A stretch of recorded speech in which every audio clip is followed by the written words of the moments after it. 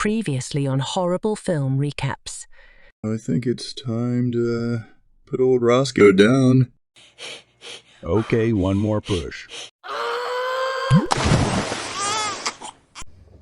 The elite snowball sniper acquires his target. And now on to our feature presentation.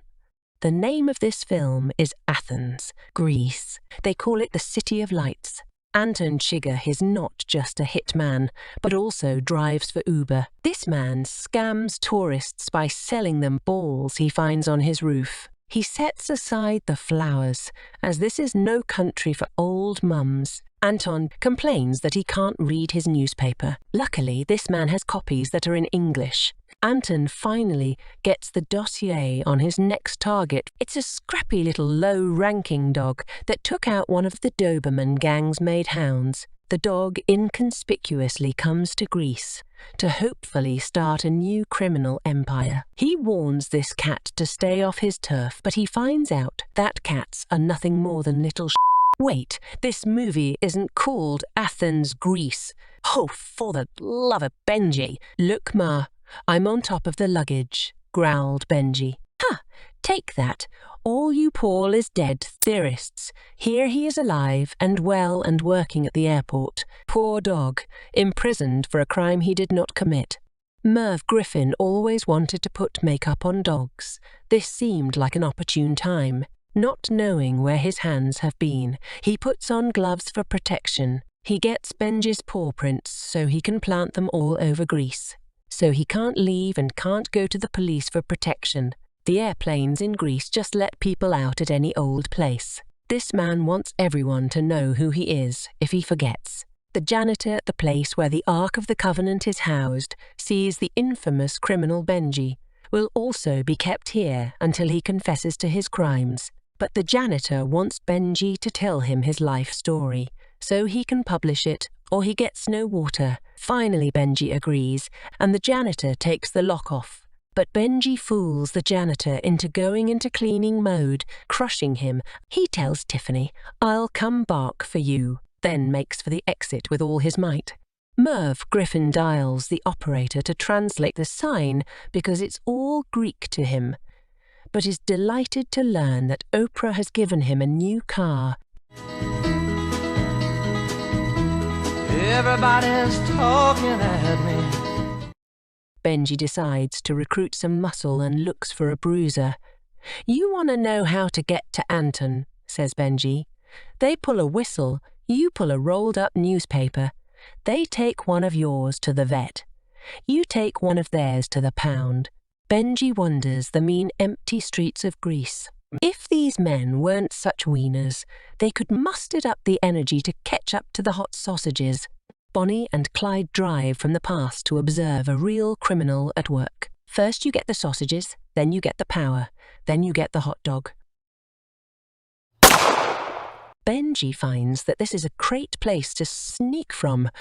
Now realizing that all cats are inhuman monsters, Benji lets him know this is Dog City. You know it's going to be bad for Fredo and his new orange business. Seeking refuge under the spice stool, Benji is shooed off because there's no curry for old Ben.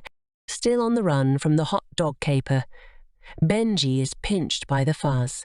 The Frankster shows off his plate hunting trophies. Nearsighted Dora attempts to ascertain Benji's identity, while Dennis Franz escorts him to the interrogation room. Once inside, Benji rats out Anton. Dennis is distracted by the hitman's car and wonders if it will take home the gold. He leaves to visit his bookie. Once Benji finds out that Dennis Franz is in Popeye, he'd rather take his chances jumping out the window. These streets are made for blocking. Benji wanders the halls of his gigantic empty doghouse's compound. Benji makes Monk run.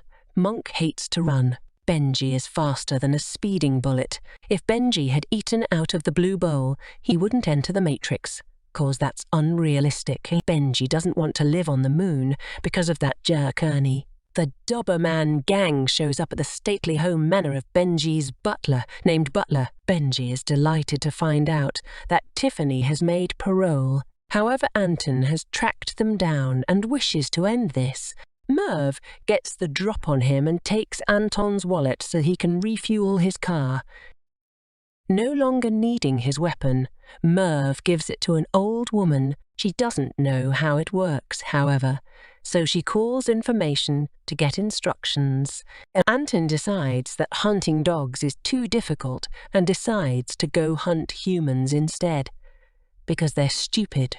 Merv's car is nearly fast enough to catch up to a dog, but won't go upstairs. So Benji escapes him. Benji's checkered past finally catches up to him. He now realizes that the choices he made stopped him from getting the happy ending he was searching for.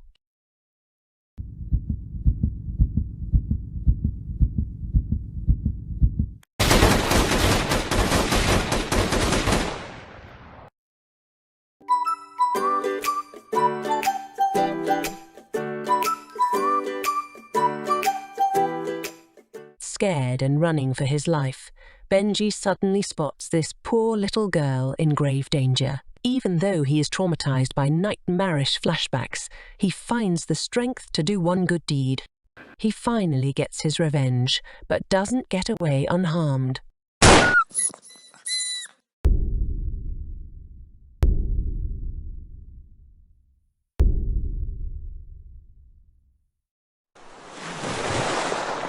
After the chaos of that day, Benji sometimes asks Tiffany what she would have done if he had died.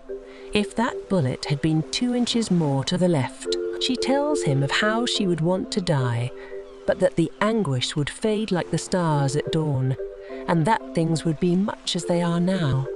Perhaps. Except maybe Tiffany wouldn't have named their puppies Elvis. See, the hardest thing for me was leaving the life. Anything I wanted was a phone call away. Everything was for the taking. And now it's all over. I'm an average nobody. Get to live the rest of my life like a schnook.